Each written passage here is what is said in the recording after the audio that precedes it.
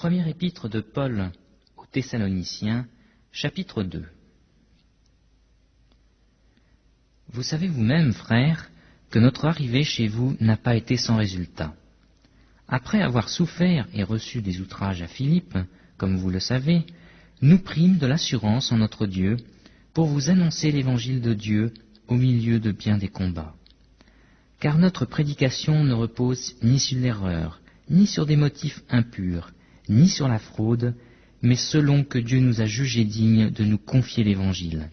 Ainsi nous parlons, non comme pour plaire à des hommes, mais pour plaire à Dieu, qui sonde nos cœurs.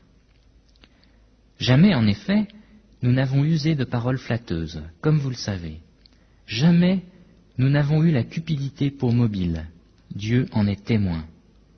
Nous n'avons point cherché la gloire qui vient des hommes, ni de vous, ni des autres.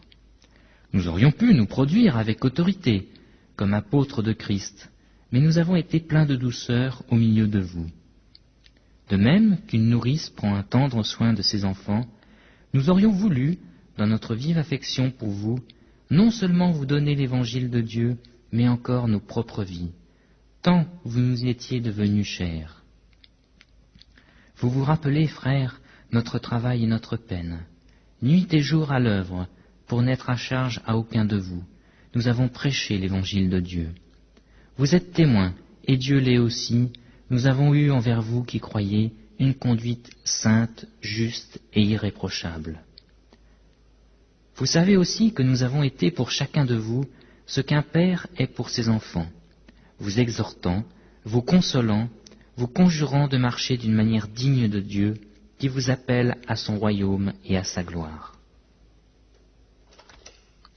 C'est pourquoi nous rendons continuellement grâce à Dieu, de ce qu'en recevant la parole de Dieu, que nous vous avons fait entendre, vous l'avez reçue, non comme la parole des hommes, mais ainsi qu'elle est véritablement, comme la parole de Dieu, qui agit en vous qui croyez.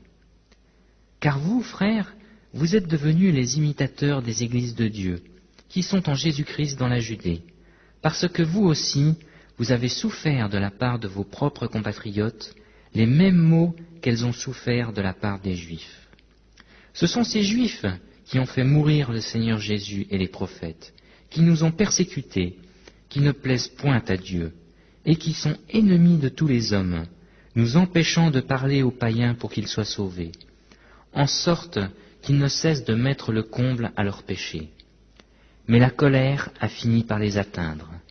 Pour nous, frères, après avoir été quelque temps séparés de vous, de corps mais non de cœur, nous avons eu d'autant plus ardemment le vif désir de vous voir. Aussi voulions-nous aller vers vous, du moins moi, Paul, une et même 2 fois, mais Satan nous en a empêchés. Qui est en effet notre espérance, ou notre joie, ou notre couronne de gloire?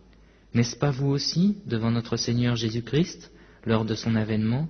Oui, vous êtes notre gloire et notre joie.